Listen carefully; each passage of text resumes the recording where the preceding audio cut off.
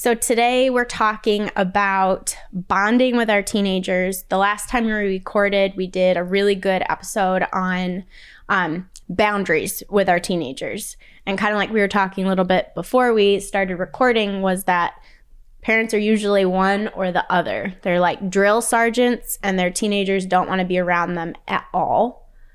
Or they're just their friend. There's no boundaries. There's no rules. It's just, we're going to enjoy this and I'm going to do my best not to upset my teenager. So I feel like we have to bring both of those to the table. We have to have boundaries, but we also have to bond. So we're going to talk a little bit about bonding, and then we're going to talk about the difference of bonding between teenage boys and teenage girls, what bonding looks like with mom, what bonding looks like with dad, that type of thing. So just to throw it right out there, what is your idea of bonding with a teenager? Having conversation. Because there's so little of that with teens. It's true. Our kids were very busy. They were in school, they were in sports, they were in drama, they were in music. Yes. And a lot of our time with them was spent with me being mom the bus. Yes. And then once they started driving, I was like, I am missing so much conversation because suddenly they're not in my car. And that was kind of a safe environment for them to talk. Right. It wasn't face to face. And at home at the dinner table, I'd say, how's your day? Good. In the car, I'd say, how's your day? Oh, it's all right. And then I could kind of feed off of that. Oh, well, how's practice? Start with what's dear to their heart because I really don't want to talk about English class usually. Right. But, practice was more of a safe place. Or how's the play going? Or, is the band ready for the something that has their interest. And somehow when it wasn't sitting across the table from them, it was so much less confrontational that they would open up. That's a good idea. I like that. How about for you, Dad? As a dad, what do you think is bonding with your kids? Well, to me, it was as a dad with boys, it's walking by them and being rough with them. Yeah. And, punching them on the arm or smack them in the back of the head or, Linda hated that. Don't you hit my boys. Yes, I did. That's We're showing our love to one another. Yeah. Man. Come on. Yeah. But, and then, and spending time like that with them. The other thing is to me, I think, and I might be wrong, but I think we don't take credit for attending their events or going to their practice or going to their games. Just the fact that you're there. Yes. And you're there if you're there every time, or if you're actually helping coach, right, and things like that, or volunteer with them, and they're in the group, that there is some bonding that's taking place there too, because you're around each other. Yes, that's true. And they see you, they see how you react in public. So hopefully that's a good thing. Right. He's talking about sports games, people. And over the time, and like before we started, our opportunity to bond with our kids is almost 20 years. Yeah. And so just because we might think we're missing the mark for a couple weeks or a month or whatever, there's time. And over time, it's like, how much does a child remember? I asked my boys, Linda organized so many field trips and things to Boston with our homeschooling and stuff. And it's like, you can talk to the kids, they're 5 years old when they go, they don't remember anything. They barely remember going, other than the photographs that they had. But they will remember, special times when you kid around, or doing something the same time every year, or traditions and things like that.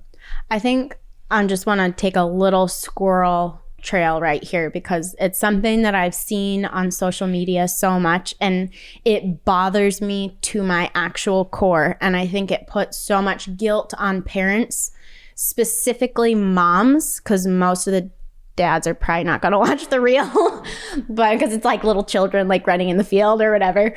But it's like, oh, you only have 10 summers left with your child. You need to make it magical. You need to do this. Don't focus on just cleaning. Don't focus on just this. And it was getting me so bad. And then I was like, you know what? No. Right. Because first of all, my kids, like I'm home with them. We homeschool. You know, I go to work a couple days a week and we serve together at night. But it's like, I had to teach them, no, during the week, like we do school, we take care of our home. We enjoy doing monotonous things together because we are together.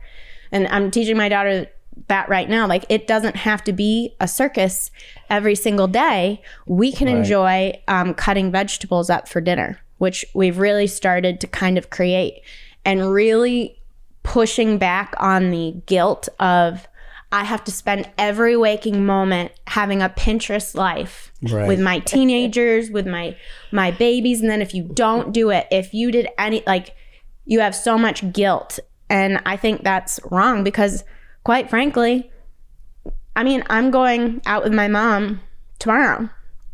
I'm not a teenager.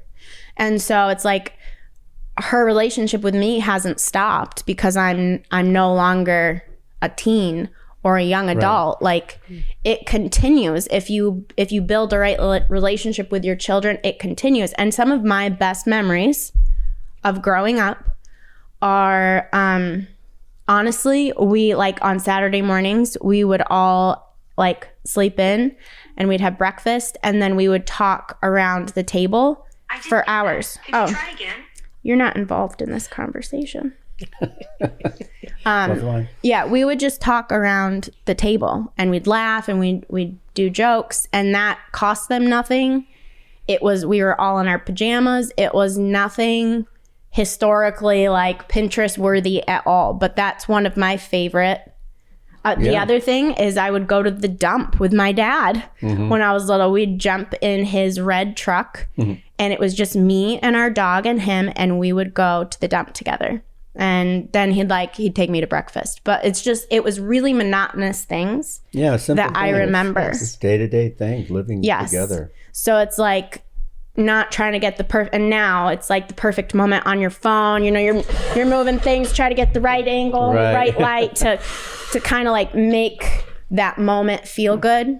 But it's so much more than that moment. It's the moments that aren't picture worthy. Right. The moments where we can bond with our kids in the car. No one's taking a picture of that. They're not even looking at you. Right. You know, and then, like he said, you're not going to take a cute Pinterest-worthy video of seemingly the dad starting a fight with their teenage son. But quite frankly, my boys love wrestling their father. We just had an epic one this past weekend on the trampoline. It was all in good fun, but it was like the best moment of their life. They loved it. My husband totally won, just for the record, but but they loved it. And it's different. It's different with a father and it's different with a mother. Right. You know, and so they'll come to me for, you know, the hugs, or if I see they're down, I can notice and I'll encourage them. Or sometimes they'll talk to me a little bit easier than their father. They still will talk to their father, but it's like if they're embarrassed about it, they'll probably come to me because they're trying to impress their father right now in their teenage years. Right. That is a thing. At least for my boys, they want to impress their father and they do not want to disappoint him. So that is something, and they just kind of idolize him. Like I don't even think they view me as the boss at all in any form anymore. They're taller than me. It is all like dad.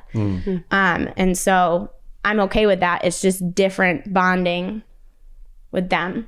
For me, my boys do talk, but they don't talk as much as I would like them to talk. Part of that could be because we're around each other a lot, so it's like I know what they're doing.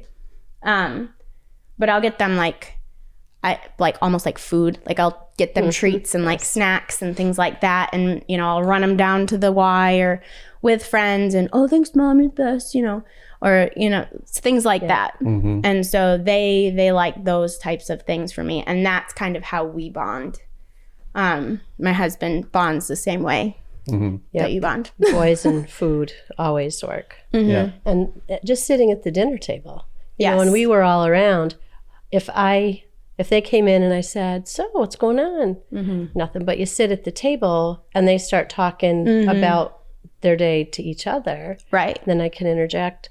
When we stopped homeschooling, I was substituting in the schools my children were attending. So I got a lot of feedback when I was there. And I could call things out. Hey, I heard about this. What was going on? You know, and just that's something relatable for them because it might have been their friends or at least it's people they knew. So that was really a lot of conversation topics would come up there, you know, about things like that. And with Jim, he'd be able to take the kids down to the barn. Hey, I got to build this thing or I got to change a tire. When you were talking about cutting vegetables, those are bonding times and they're life skills that aren't being taught anymore. Absolutely, yeah. So like our children, when they went into the world, knew stuff. Yes. Yeah. Just from life. It's, you know, it is bonding, but it's life too. Right. Absolutely. Just before we pulled in tonight, it was talking about how the things the kids are asking most about is how do you change a tire? How do you set up an auto pay? How do you use a mop? What? What? That's crazy to me. But if they're doing that in our house, those are bonding. They might hate it. Yes. I mean, it's not their favorite I won't thing. name the children, but they would sometimes hate it. And one of them would say, that's not my strong suit. Oh, well, you're doing it anyway. We're all doing this together and you're going to like it. Yeah. No, one of my children go, this isn't very fun. And I'm like, yeah, but it would be fun if we make it fun. Right. You know? Yes. Yeah, we did a lot of bonding and work parties around the house. Yes. We heat with wood. Yeah, we I've said, you know. Yeah. We've had a couple families come over and they'd help us cut up wood and split wood and stack wood. And my son said, I don't think I want to invite my friends over because every time they come over, we put them to work. My husband's done that. My oldest son will have his friends over and it's like, listen, they're here on a Saturday. Welcome. You're going to have fun. But first you're going to go stack that wood pile. Yeah. You know? And so, no, I get that for sure. And with all that, I do, because my children are a little, some of them are high maintenance. I'm just going to be honest.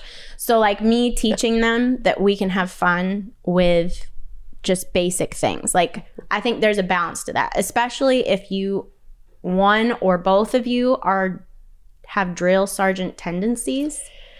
It has to, you have to have fun with your kids. There has to be moments where it's like, this is fun, this is silly, you're not going to get corrected, we're just enjoying our time. And so I think that, you know, some people are like, well, you don't have the money. Well, it doesn't always have to be like money. We just had a day where we did family breakfast.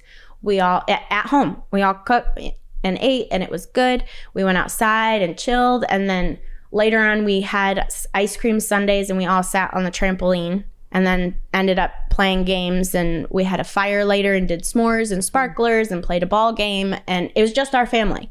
And it was awesome day. Yeah, that sounds great. Very cheap. Very cheap day. Yeah.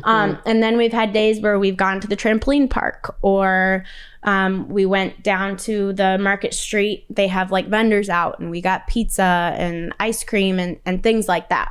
And so, and we let friends come and cousins. And so I do think mixing it up, like you need them to learn consistency. And I do think you kind of need to be a drill sergeant in some areas or they're just going to fly away somewhere. But you have to also be fun, because if you're not fun, they're not going to want to do what you want them to do when you're trying to be a drill sergeant. Like, we're trying to mold them into humans. And kind of like what we talked about in our last podcast was we wanted them to have boundaries, right? But if we don't have boundaries and the fun, they're going to push back on you quite a bit is what I'm finding. And so if I see that they're not connecting and there's not a desire to please me, really, to please their parents. It's like, okay, so is our life in balance? Are they having fun? Are also requirements? Are they achieving, but they also have downtime? Like, and I feel like it's kind of a wave. You just got to kind of like watch them and see what they're doing. Yeah. That's been my experience so far. And I also think what I'm noticing is they don't go from teenager and then one day a switches and they're an adult. No. It's a slow climb, which means we have to slowly like adjust as it goes. It's not like a one hit, like, all right, this is what we're doing for the next 4 years, Right. type thing. Is that kind of what Yes. And even parts of their personality become adult, Yes. but others don't. Yes, that is You know, so they accurate. They can be such an adult in maybe their schedule. They're very mature. But tolerating younger siblings, it's like they're still 4 and trying to teach them, listen, you are also an example at this point because you're older. You can't act this way. Yes. You know, just it's from, like you said, that progression, but it's moment to moment. It's different parts of the personality. Right. And you don't always know which one you're dealing with at that moment. That is true. Yeah, I think one of the keys to bonding, and Linda's a lot better at this than I am, and that is getting to know them, getting to know their personalities, what makes them tick. So, because how you bond with one won't work with the other. Exactly, yeah. And, you know, bonding with a girl, your daughter is different than the boys. And what's nice is if you can start when they're younger and you do the same thing, or you have a saying, or you have a personal something funny in between you two that you just keep bringing up over and over, you know. And I did that with my daughter when she was younger, and I'll be saying it to her on her wedding day too. Yeah. So, and we say it's something that we say back and forth to each other. Aww. And you know, who loves you, baby? And Aww. Started that when she was Just little.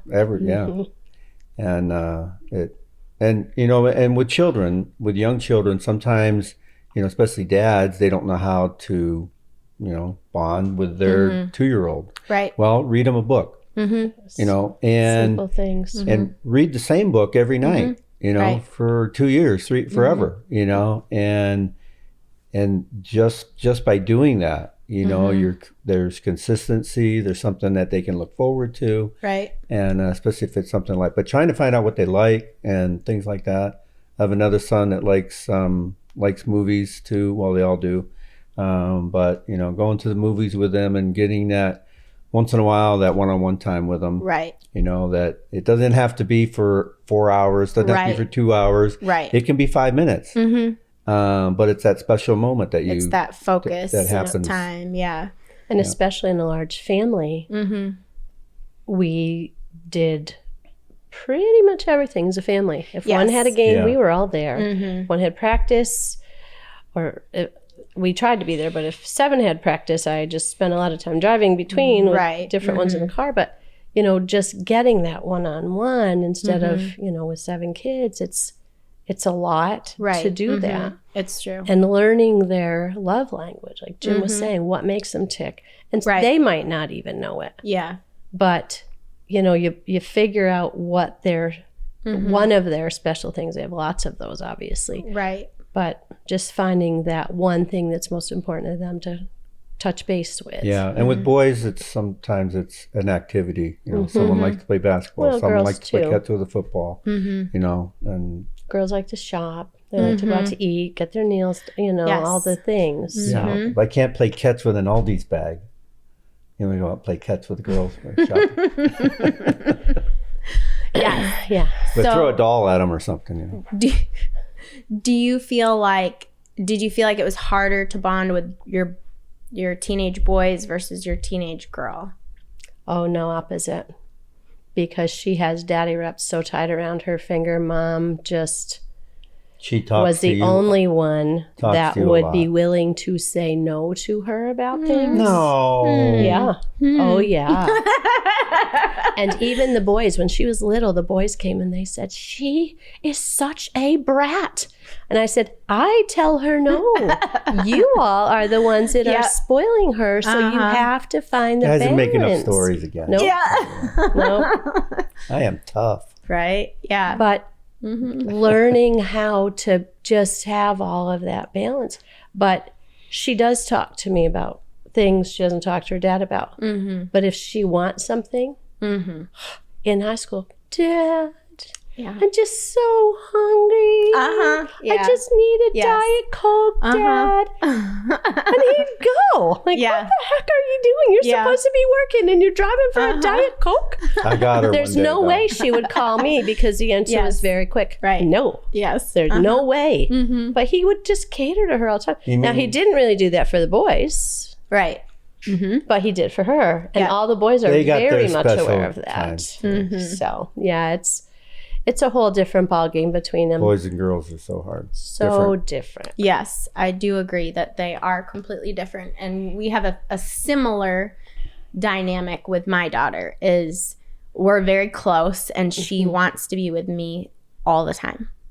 Whenever I go anywhere, if I step foot outside of the door, where are you going? Can I go with you? And she just wants to be with me all the time. I'm in my room. She's in with me. I'm trying to get ready. She is right there. And I love that. There's definitely, though, that dynamic of like, but if she like wants something, Dad. The sweet voice, the bat their eyes. Yes. Oh, yeah. Yes. Yeah. Well, there's only one. Yeah, in our there house is. there was. only Yeah. one with Yeah. us too. Yeah. So, And, we to almost be didn't fair, have a girl. yeah. To be fair, she is greatly outnumbered. So just to balance it out. So, all right. So it's basically kind of adapting to what they like, kind of, who they are. And I think one of the things that I really liked that you said was that they'll grow up in certain areas and then in other areas they may not be there yet. And I also think it's pretty important too, because like we know them from birth, right? We know who they are, we know how they tick, but when they're teenagers, like things change. And they're trying to figure themselves out, and I do think that some of their personality changes. And I think as long as it aligns with like you're not a big meanie all the time, that we can let them be who they are and kind of accept who they're growing into and then hone as we go, but having the ability to respect the area that they are succeeding in, but still cater to the area that they're like, I feel like we went over this when you were 8, but okay, Right. Yes. That I think is a skill that has to be like learned. Because I know when it first started happening, I was like, I don't really understand what's happening right now. Like, I just don't understand how you can be that mature in this situation, but literally you're 2 over here. Right. Yep. Like, I actually don't understand. And so, yeah. I wonder Well, I if do that is to Linda all the time. He does. He is the oldest child I have, older than me, as a matter of fact. And he's the worst trained because I didn't have him with me from birth. Enough said about that. But That's another episode. Yeah. you made me lose my thought. What was I going to say? Oh, I often wondered when they were doing that, if that isn't like part of them figuring out who they are, because they do want to be adults, but they find out how much responsibility there is with adults. Yes. So I also want to be a kid. And if that's like how they're trying to find that balance, within that, they also need to still know their boundaries. Exactly. Because you may be an adult, you may have your driver's license, right. but if you treat people in this house that way, that license will quickly disappear until you learn to act your age. Things like that. Just, okay, there are still boundaries. For sure. I haven't just been like left to, flounder. Because it's not safe, No, honestly. It's really not exactly. safe without boundaries But at all. trying, as an adult, we don't always know the rules. Right. So trying to teach our kids all those rules when the rules change a lot, depending where you are and who you're with. Right. and- Yeah. But if they're still like allowing themselves to be little so that they can still have those boundaries reinforced, knowing that there are still boundaries, but still they are allowed to be an adult too. For sure. Makes a difference. No, I agree with that. Another thing is what I did notice was I think a lot of people, when their kids hit teenagers, the teenagers, like we just talked about, are vacillating. And so some of them will seclude a little bit. Yes. And when they seclude, the parents are like, oh, I got to give them their space. And they remove that parenting aspect of I'm close, I'm hugging you, we're shoving around, I'm digging into your life on how are you doing it? Are you okay? Like all that stuff, we completely go hands off. And not only are they going through major hormonal changes, they're also realizing all the pressures of life. They're part of them is changing, and then all of a sudden their parent is like, where did they go? Yeah. Right? And so I really think that backing off is a mistake. I think that tweaking a little bit on how we parent in that aspect is necessary, but I truly 100% believe backing off is a mistake. Because I backed off a little bit, and one of my children, there's two teenagers, so take your pick, but one of them came up and was like, I need you to spend more time with me. Can you hug me more? Like, and wow. I backed right off because I was like, he's getting tall, he's getting this, he's getting that, he's acting weird. Like, I'm going to give him a little space because he looks large, he's acting certain ways, and so he doesn't need that from me anymore. And I realized quickly it was a mistake. Yeah. And so I hug him, I tell him he's handsome. I do all the same things. I just use different words. Instead of you're so cute, I love you so much. Right. The way I do with my other kids, it's I rub his back or I give him a hug and you're so handsome, or I'm so proud of you, or man, you're like really strong, and one of them is really like intellectual and very good with media stuff. So I'm like, oh, wow, you did that? Like, that's incredible. I'm going to be honest. My one has 400 followers on his YouTube channel. Wow. And I'm probably going to have him manage this podcast. But I'm like, you're incredible. Like, you're doing so good with that. And then my other one, the kid he taught himself how to flip. So he does like backflips and like weird. And so I'm like, wow, you're super strong. Like, that's really cool. And so building them up verbally in things that they can do instead of, you're just so cute, I love your squishy little cheeks. Like, they still need that. They still need the hugs, the back scratches, oh, wow, you're really handsome. All those sort of things. They need that. So I think that not backing off, just changing it when they're teenagers helps that bonding as well. And then pretty much the last thing that I want to touch on before we end is maybe parents you're like in this, their kids are like 16, 17, and they're like, we're so far apart. I made a mistake. Things happened and we don't even speak. My opinion, I can go up to age 15, is that you still can create that bond. I don't think it's over at all. I think that the way you do it would be different. And I think it would be in a way where you didn't expect reciprocation immediately. I would say pray about it. I would say find and learn about your child, start slow, and just kind of work at it without expecting anything in return for a while, like interest or kindness or anything like that. But I think it would start with a relationship of love and reaching out, depending on the, how extreme it is. that would be my thought on how to get a teenager, you know, to bond with you again. Because I know, like, our youth group, they have youth leaders, and youth leaders are able to bond with the teenagers, and they do it by having fun with them, you know, and paying attention to them when they walk in the room. Acknowledging them that they're alive is a really good start. So what would you say before we end? What would you say to that parent that's like, oh geez, like I didn't do any of that. Like I was totally different. I made all the mistakes. Like, what do I do to get that bond back with my teenager? We made mistakes too. And Same. there were times they isolated, you know, and it was hard to get them to open up for periods of time.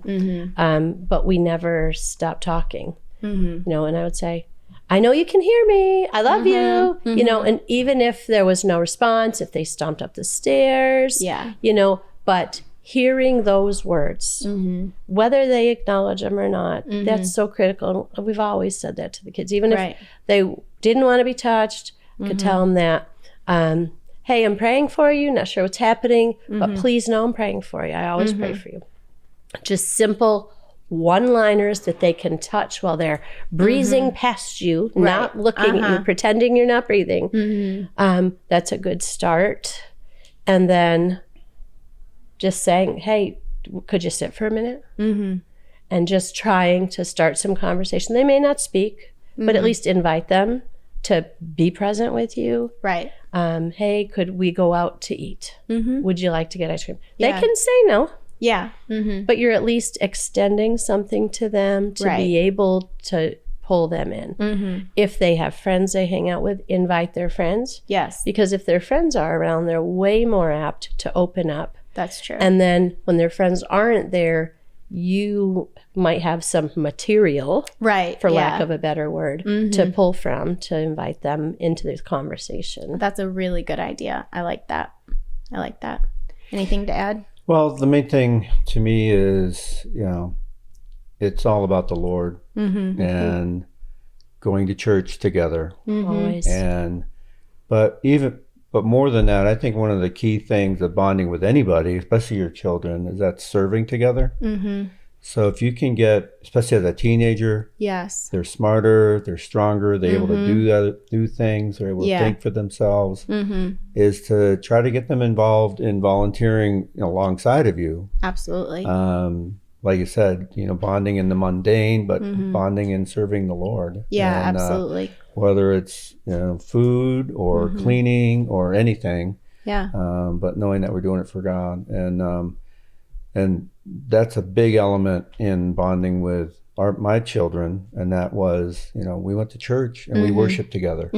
We raised our hands. We danced before the Lord. You know. Yeah. We sang the songs and we were there and we prayed together and went up and having them go up for the altar call.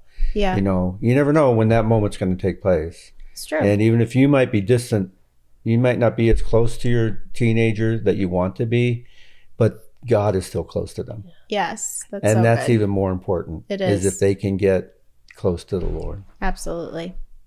Awesome. Well, that was really good information, great wisdom, great direction. So we kind of have the boundaries and the bonding with our teenagers and some really good nuggets in between everything. So thanks for being with us again. We're going to do a Q&A here soon. So if you have questions, send them in and we will go over them on one of our next podcasts. Great to be here. Thanks.